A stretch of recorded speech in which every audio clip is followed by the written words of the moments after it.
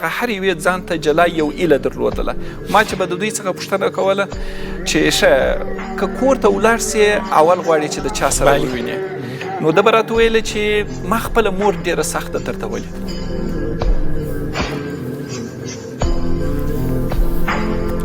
غواړم د خپل مور لاسونه پښې وربچ کړم او د هغې څخه بخښنه وغواړم.